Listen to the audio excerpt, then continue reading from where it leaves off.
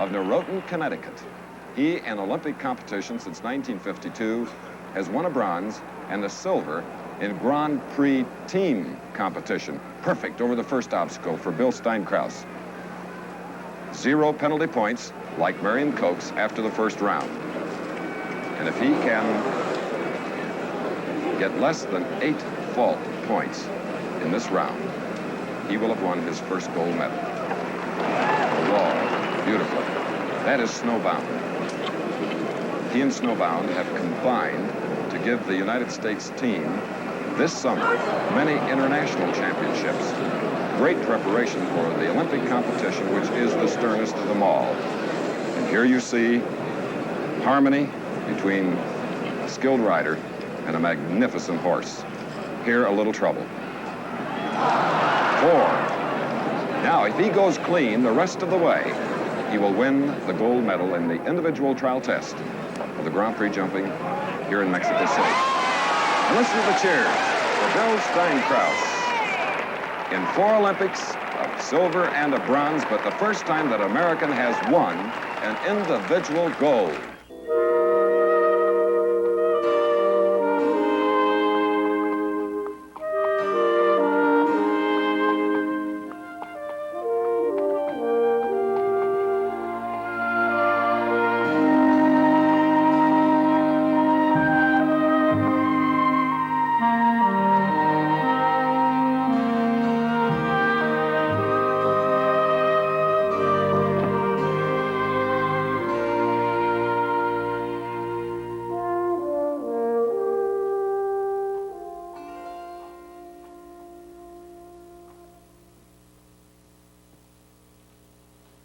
Let me introduce myself. I'm Bill SteinKraus, or perhaps more formally, you might even say Bill SteinKraus, CHE. Those letters for me stand for compulsive horse enthusiast, and that's what I've been for most of my life, as far back as I can remember. For a lot of that time, I've been mostly a weekend rider, like so many other horseback riders in America. I was either in school and only riding weekends, or I was commuting to a job in New York and only riding weekends. And during that period, I think I found the typical weekend rider's problem, which is that the feeling that you're trying to work towards doesn't really carry over from one weekend to the next. If you ride every day, you can do it very easily, but if you're only riding weekends, you really have to be able to concentrate on exactly what it is you want to do and how you want to do it. You have to have it in your head because you can't keep it very well in your body. So during the course of the 40-odd years that I've been a horseback rider, I've worked out a set of precepts, many of them borrowed from other sources, many of them out of books, many of them from other writers, some of them that I've worked out for myself, that has enabled me to keep picking up the slack and not be like the turtle in the well that takes 1 step forward and almost 2 steps back. I would say there's a guiding principle behind a lot of those precepts, and that is that if the system you're working on depends to a certain extent on coercion, the horse is an unwilling partner in what you're doing, it really doesn't work very well. And I've always expressed that to myself in the words, if you can't get the horse to like it, it isn't any good.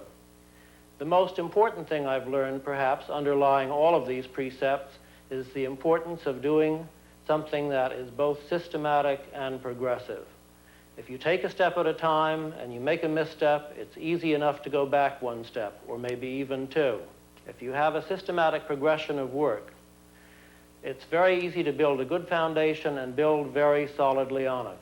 Using those ideas, I've been able to achieve an awful lot of my riding ambitions, some of them that I could hardly have dared dream of as a kid, like winning an Olympic gold medal.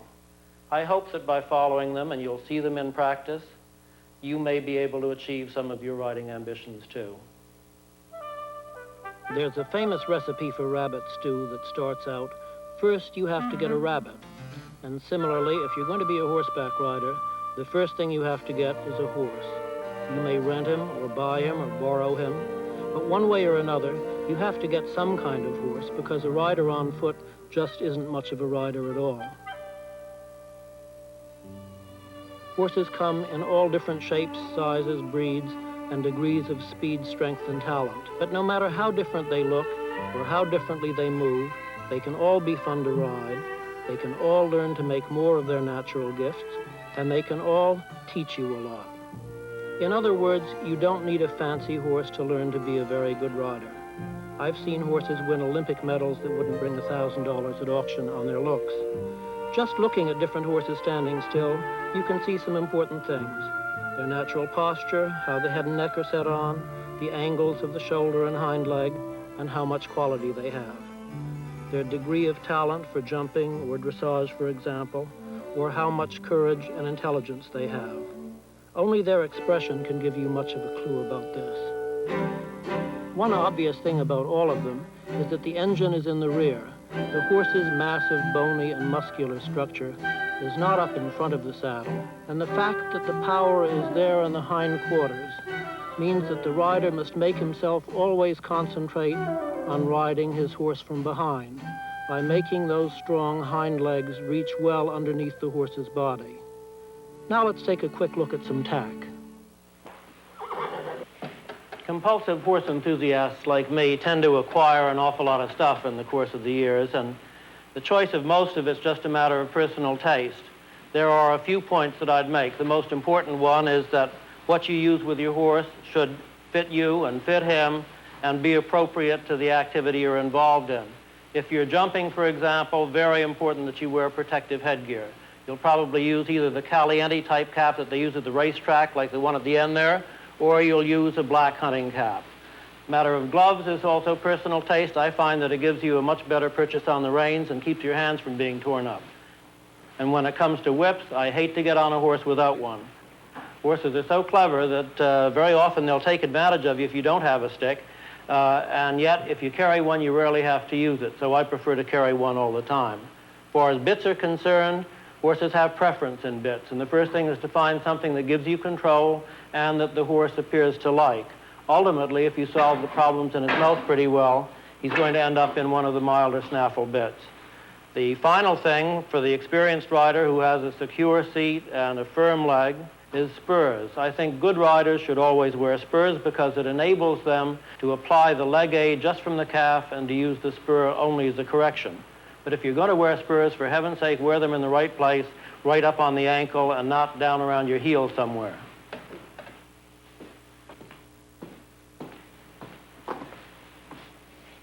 Eastern riders use three principal forms of bridle.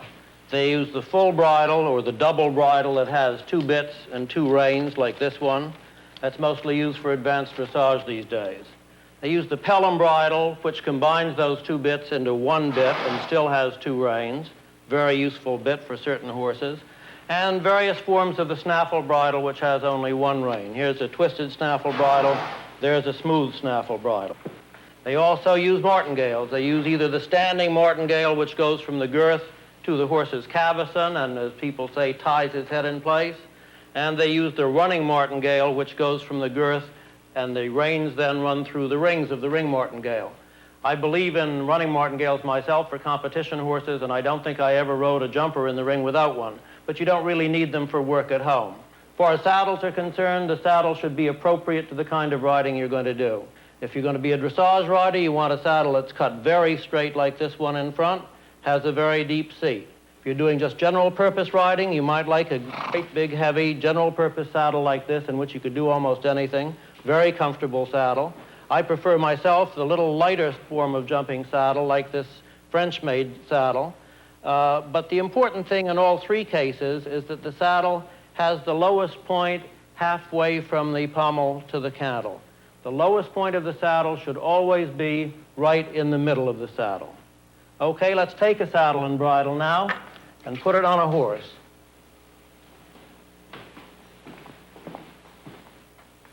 There's nothing very complicated about saddling and bridling a horse. Nonetheless, it needs to be done very precisely. You place the saddle with the pad, if you're using one, really high on the horse's withers, and then push it back a couple inches into its right place so that the hair underneath the saddle is smooth. You go over to the other side, bring down the girth, check to make sure that the girth isn't twisted or that the pad isn't folded underneath the horse on the far side. Come back to the near side and really just do the billets one at a time. Very simple if you put your elbow into your side and push up. It's very difficult if you try to do it this way, as I see a lot of people do. Much simpler just to do it that way. If you need to ungirth, you can take both billets in one hand like that, pull the tongues out, and you're ungirthed.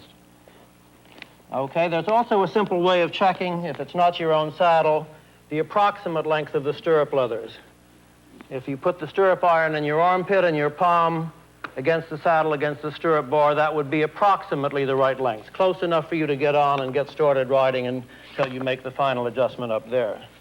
Bridling is also simple. First, put the rein over the horse's head so that you've got some control even if he should shy. Take the halter off. Okay, then you take the crown piece in your right hand, the bit in your left, stick your thumb in his mouth. Many horses will just open their mouth to accept the bit like that.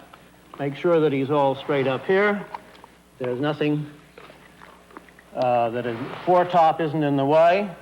Do the throat latch, put the keepers in, then you do the cavison, and buckle that. And when you finish buckling the cavison, you just check once from in front to make sure that it's straight and looks all right. Then you can bring the reins over his neck and get ready to go outside and mount up.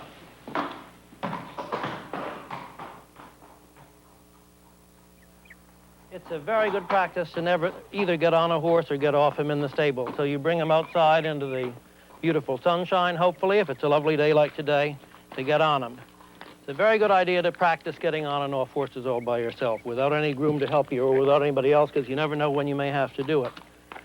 The procedure that I like to follow is to take a rather short hold with the horse's head turned a little bit away from you, so if he happens to move or fuss, the shoulder will move into you instead of away. You put just your toe in the stirrup right against the girth so you won't goose him on the way up. Same thing about getting off. Once you're in the saddle, I don't like to see people hung halfway up or halfway down. I'd rather see them, if they're going to get off, get off. So I take both feet out of the stirrups. I put one hand here on the saddle, the other hand on his withers, and off I come. I think that's the easiest way. I'll do that again for you. Let him have a little scratch first. Do that again for you, and you can see what it looks like. I put the toe right against the girth there, just the toe, and once I start to go, I go. And once I start to get off, I come off all the way. Come on, buddy.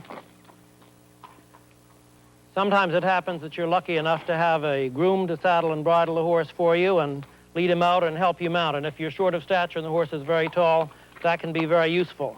If the groom saddles the horse, you have the responsibility of checking your own girth, making sure that the bridle is adjusted properly, all the keepers are in. That's not the groom's responsibility. You have to double check it. If you're going to get help, you're going to get a leg up from the ground.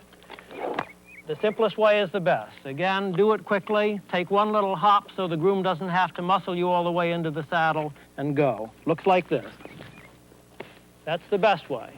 Some people who don't have enough experience sometimes feel it would be better if they had a more complicated way of doing it. So they have elaborate signals. Lyndall, we're going to do it on the count of 3. Are you ready? 1, 2.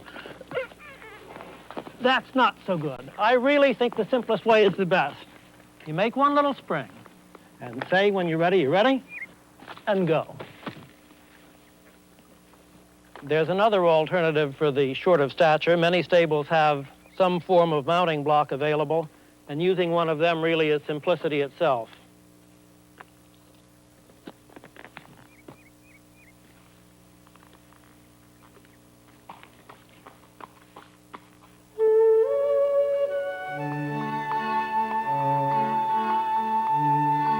Even before you mount up, you ought to have a pretty good idea of what kind of work you want to accomplish that day. The fellow I'm riding here is a 5-year-old who's been jumping for something less than 3 months. He doesn't know a whole lot yet, even though he thinks he does. What I know is that he's a little lazy and likes to go with his head and neck too low and his nose sort of stuck out like many young horses do, and that he's got a pretty fair talent for jumping.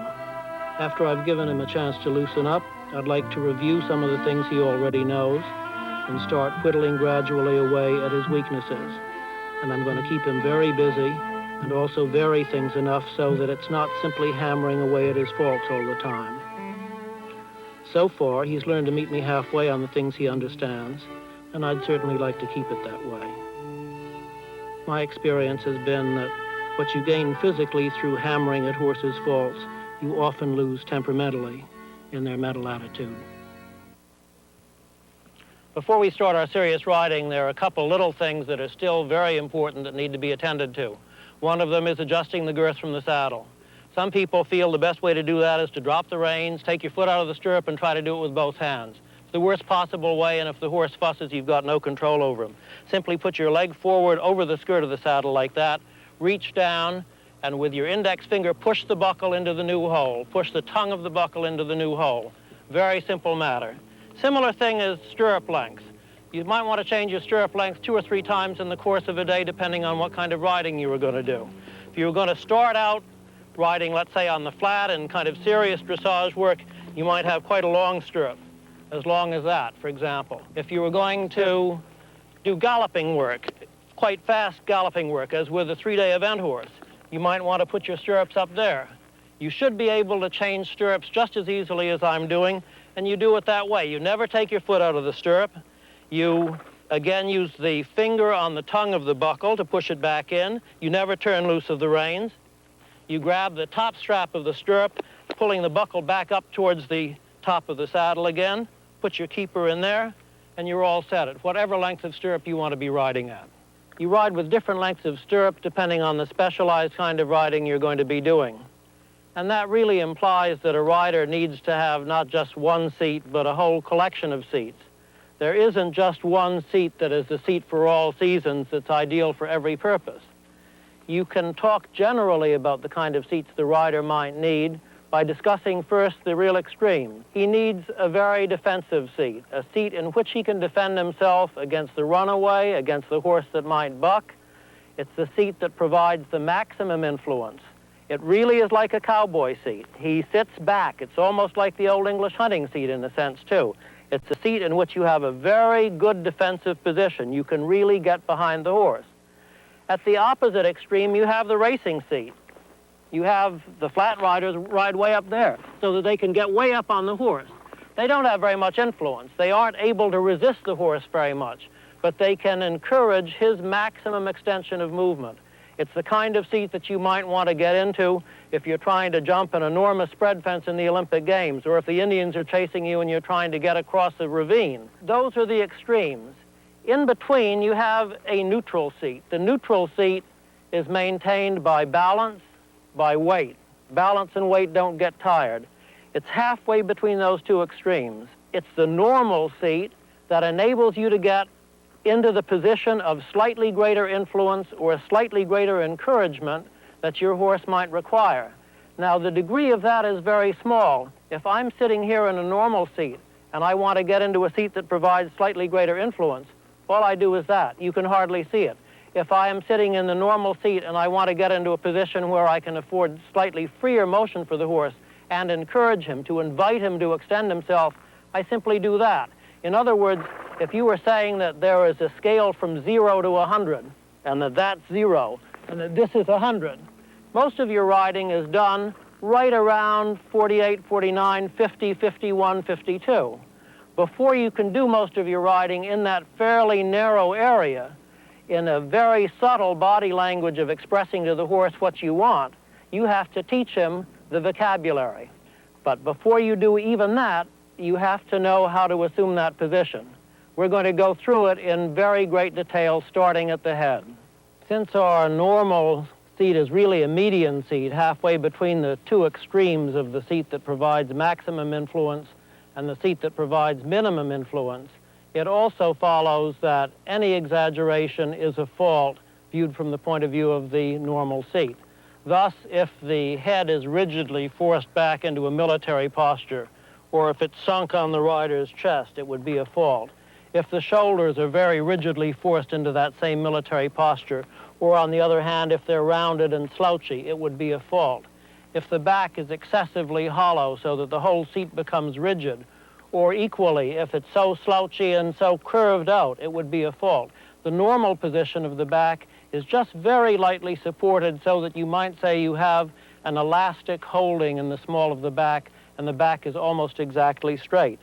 The position of the leg and the lower body is very much like the position that you would normally have in walking. People ordinarily don't walk with their legs stuck straight out like that and the knee brought away from the saddle, nor do they normally walk pigeon-toed. If you turn your toes out at about a 30 or 40 degree angle normally when you're walking, that's what the position would be normally when you're riding. The position of the arm, similarly, is halfway between position of maximum extension and a position of maximum flexion.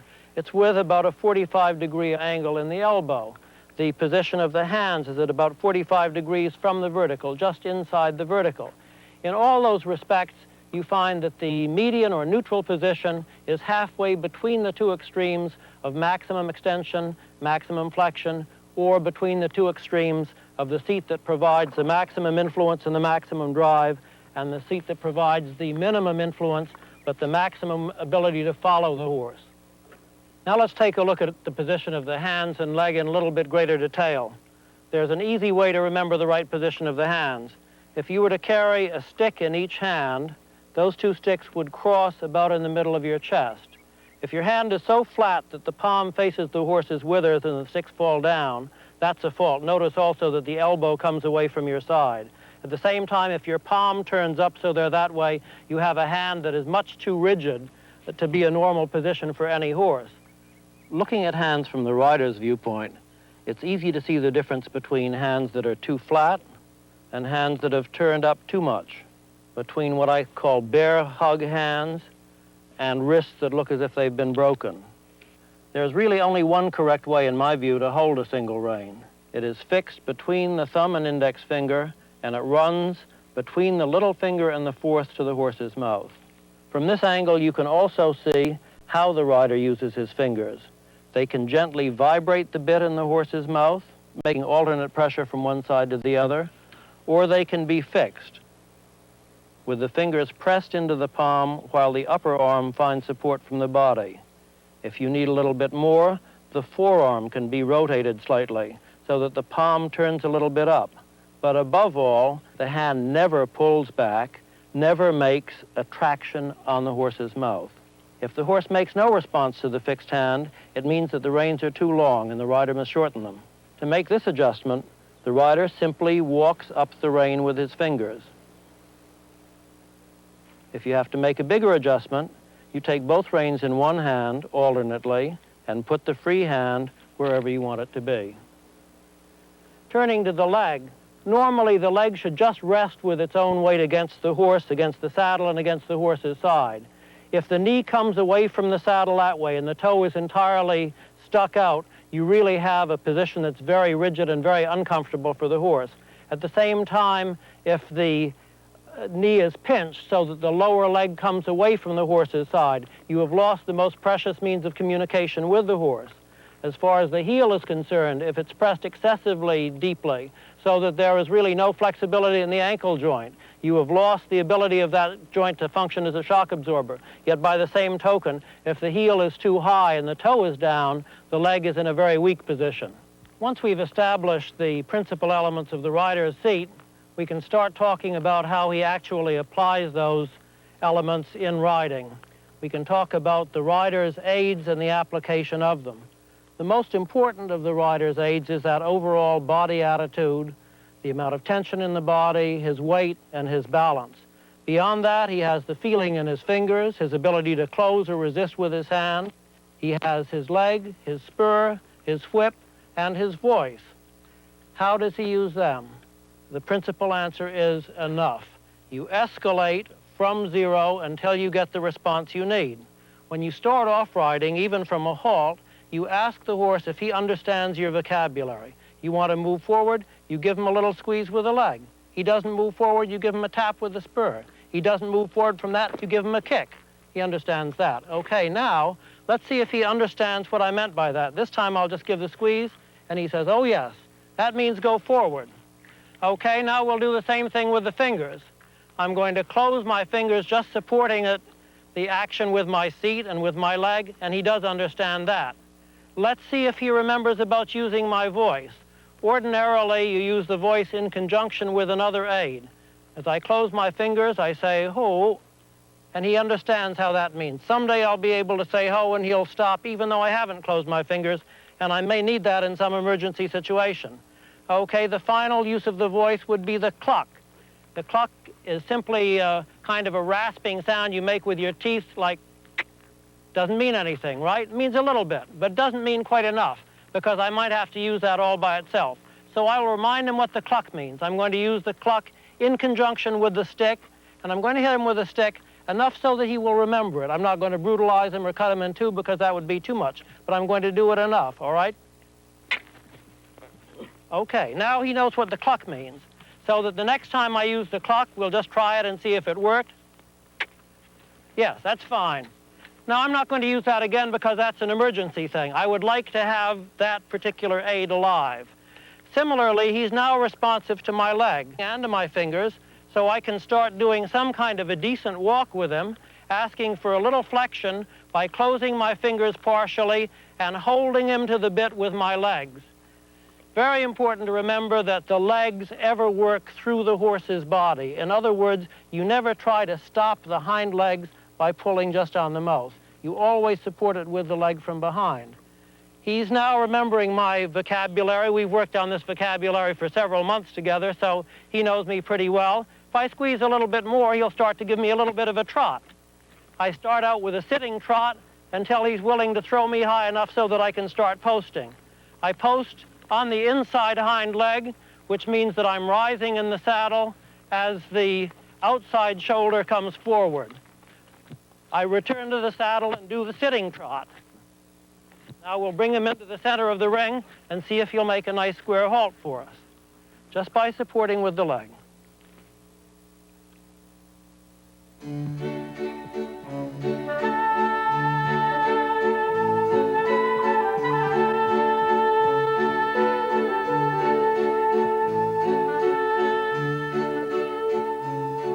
If the key thought in using your aids was to use a strong enough aid to get the right response, so you can then refine it, the key thought in flat work is probably to always ask for more something. Most often you ask for more engagement, more movement from behind, but you might also ask for more collection, or more straightness, or more lateral bending, or more flexion of the pole or softness of the jaw. Your daily riding should consist of literally hundreds of these small demands, as well as hundreds of small rewards, many too small to be visible. But you should always keep your horse busy and interested, and doing so should keep riding from ever becoming boring for either one of you.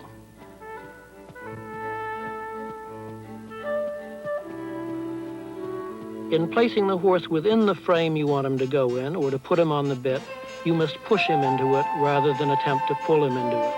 And this is true whether the frame you want is a long one or a short one.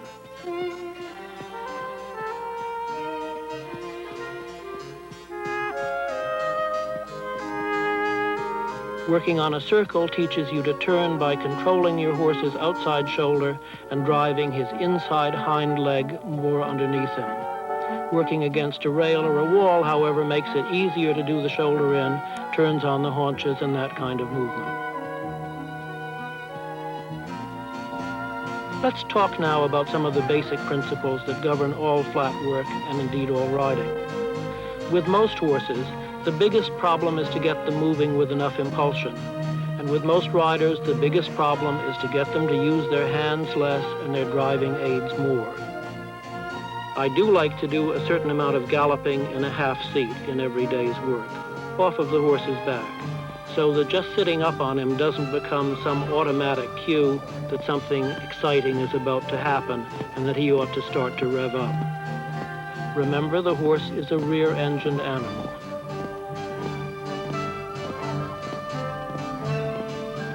You must agree to carry your hands rather than rest them on the horse's mouth, and he must agree not to rest his head on your hands. This is really like saying that it takes two to pull. And here again, it's certainly true in my experience that the right answer to pulling is pushing. The puller really only wants to make you hold him up. Related to this is the idea that whenever you use something, you have to be sure to put it back. For example, if you raise your hands to raise the horse's head, be sure to put them down again as soon as he obliges. And if you add calf pressure or finger pressure to encourage or resist the horse's movement, relieve it as soon as the horse is obeyed. Don't spend the rest of the day with your leg stuck halfway through him or a clenched fist hanging in his gums.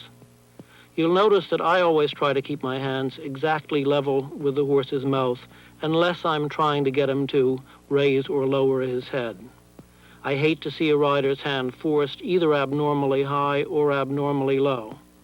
Unlike many teachers, however, I feel that the forced low hand is even a worse fault than the high hand, because the forced low hand tends to spoil the equilibrium of your upper body and make you round your shoulders. What we're basically trying to do in all flat work is to help the horse find and improve his natural balance at all gaits, which in turn will let him go exactly where and how you want him to go, on the line, at the speed, and with the balance and degree of impulsion that you select. Now you've seen the way I ride at the walk, trot, canter. Let me show you what some typical rider's faults look like to me. This fellow is frozen on his horse. His reins are much too long, his horse is asleep, and he's really not asking the horse to move at all. In contrast, this fellow is much too active. He's got everything going, arms and legs, but he's still not really asking the horse to move because he's doing all the work. This rider's hands are forced much too low, and this tends to round his shoulders. He's got much too long a rein, and his wrists are broken inward. This fellow is trying to post, but he's double bouncing at the post instead, and automatically this makes his hands very unsteady. Trying to steady the hands, some people lock their arms to the body, and you see what happens. The hands go up and down as they post. This fellow's posting very, very high also. Here's a rider posting from front to back. He goes forward every time he rises and then hits the cantle instead of the center of the saddle on the way back. Here's a round-backed rider. Looks a little bit more comfortable than some of the other positions, but it's still very unsightly. Here's the worst fault in riding, however, the hollow back, the rigid back, the very strained back. This rider is trying to do a sitting trot with the shoulders forward, and that's a physical impossibility, even for me. Here's somebody leaning back, which is often a correction for that, but he's doing it with such a rigid back that it still doesn't work very well. Here's posting to the canter. This fellow is trying to sit to the canter, but he's not staying in the saddle at all. And here's a rider flapping his wings and swinging his arms and really doing the same thing that the other rider was doing at the walk. Finally, we see a rider who's leaning back too far and with his hands too high. Still, this one has the horse in front of him. Now, how does one solve these common faults?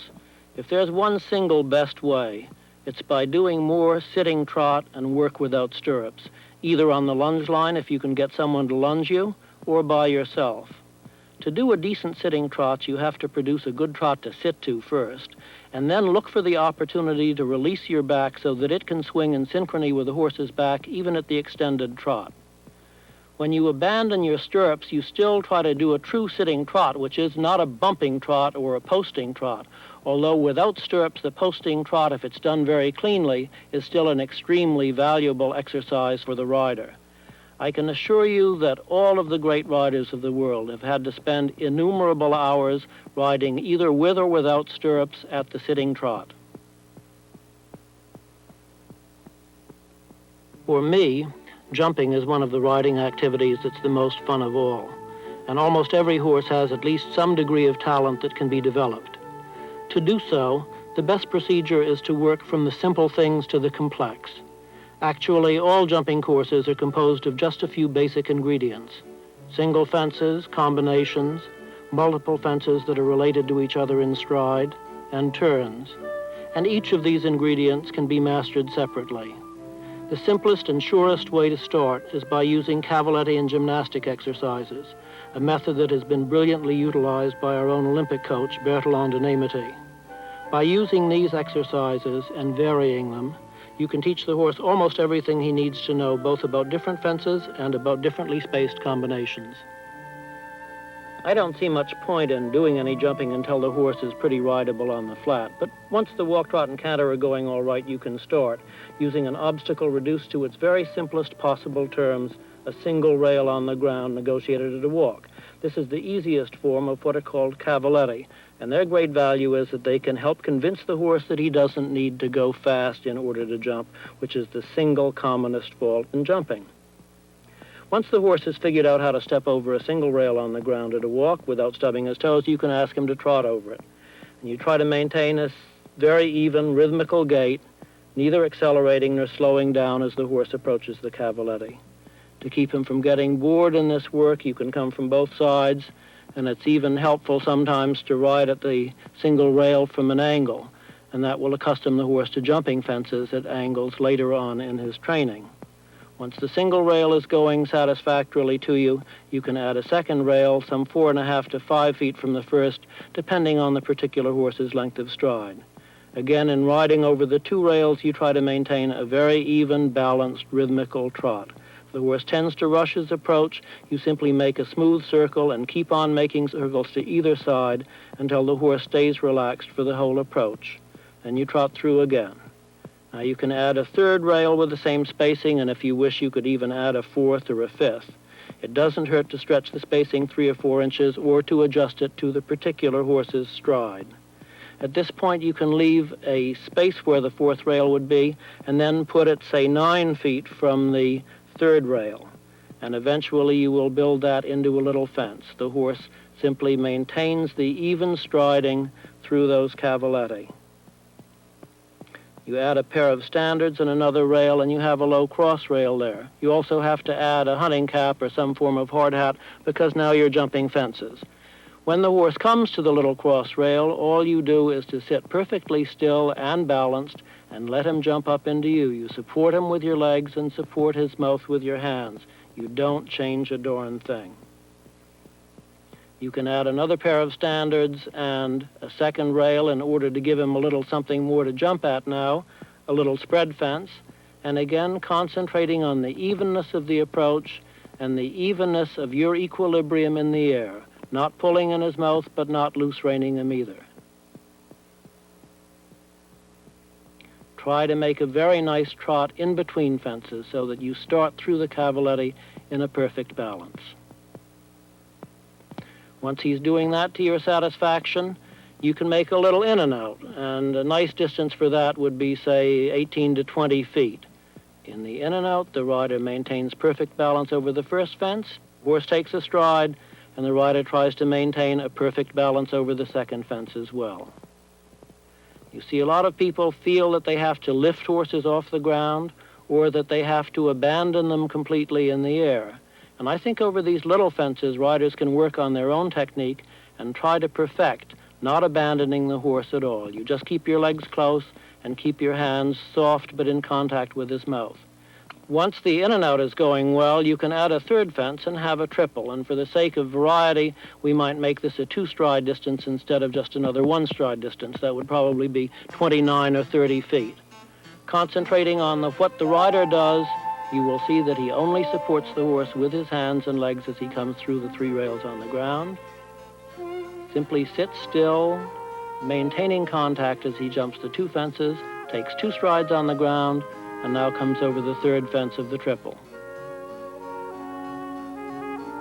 Cavaletti and gymnastic work teach you a lot, but you still need to practice jumping single fences, both from a trot and a canter, without the crutch of rails on the ground to help put you right.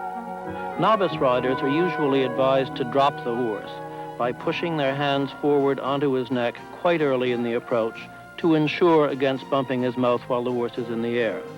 This may help beginners, but good riders should be able to execute any release from 0 to 100 in the air and to resist, support, or yield during the jump as circumstances require, just as they do on the flat.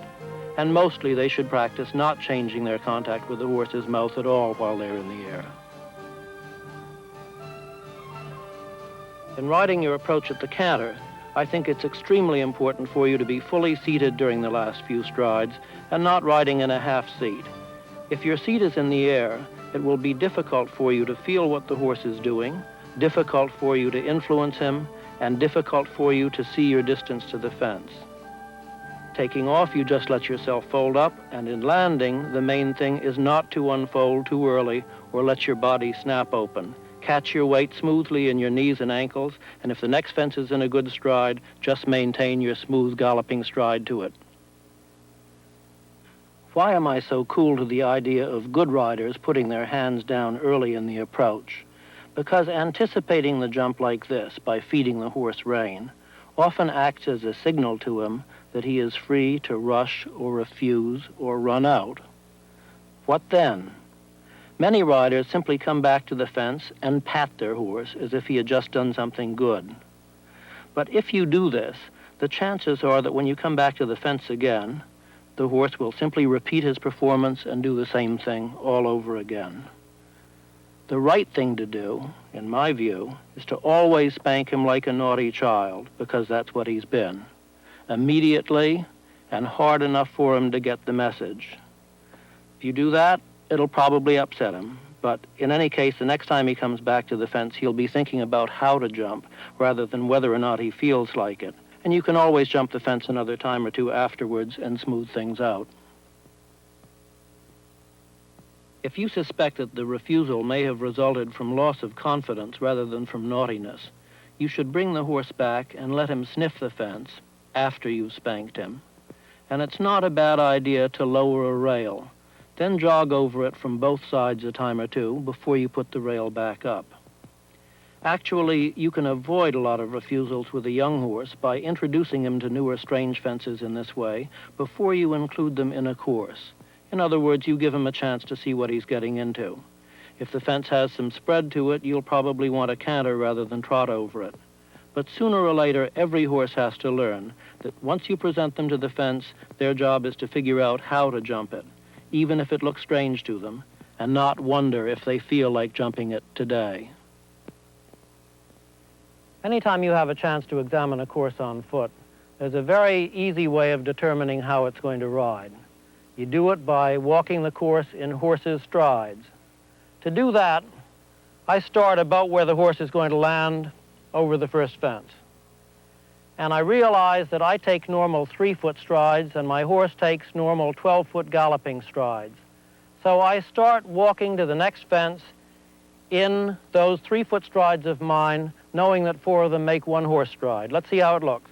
1, 2, 3, 4, 2, 2, 3, 4, 3, 2, 3, 4, 4, 2, 3, 4, 5, 2, 3, 4.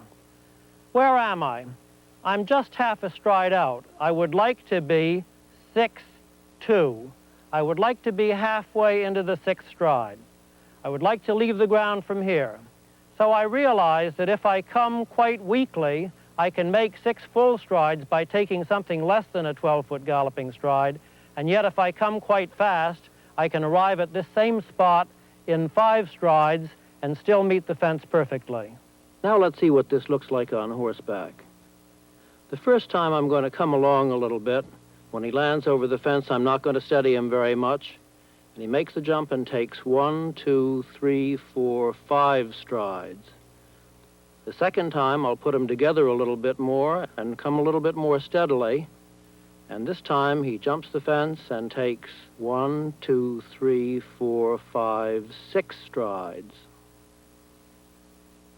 Once the ingredients have been prepared correctly, riding the whole course is simply a question of putting all the pieces together.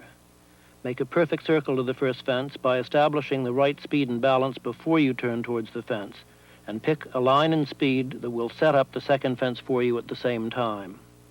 This easy course was designed to match our young horse's present level of development, but obviously what you build must relate to what kind of competition you're schooling for and what your horse's weaknesses are. I think all jumpers should go pretty much the same way, basically, whether they're shown as hunters, open jumpers, or equitation horses. They should try to meet all their fences smoothly and in stride, leave the ground at about the same spot all the way around, and maintain an even tempo. The rider's job is to try to maintain this evenness. I believe that if you can get your horse to jump small courses this way and build up its confidence gradually, you can eventually develop whatever talent God gave him, whether it's 3-foot fences or Olympic fences. But the main thing to stress in all schooling is how correctly and how confidently they do it, not how big the fences are.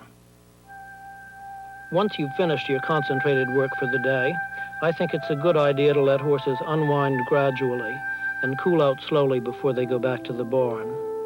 This also gives you a good opportunity to think about what you've done that day, how much progress you've made on your horse's problems and how much progress you've made on your own, and to plan your work for the next time you ride. It's especially important for the weekend rider to complement riding time with thinking time, and to think about technique, your problem and your horse's problems, both before and after riding, as well as during your schooling sessions. The purpose of doing so, however, is to develop a technical awareness that becomes truly second nature. That way, when you actually get into competition, perhaps a very important one at that, you can forget about technique as such and concentrate entirely on the fences. In competition, you must let the mechanics of technique happen by themselves.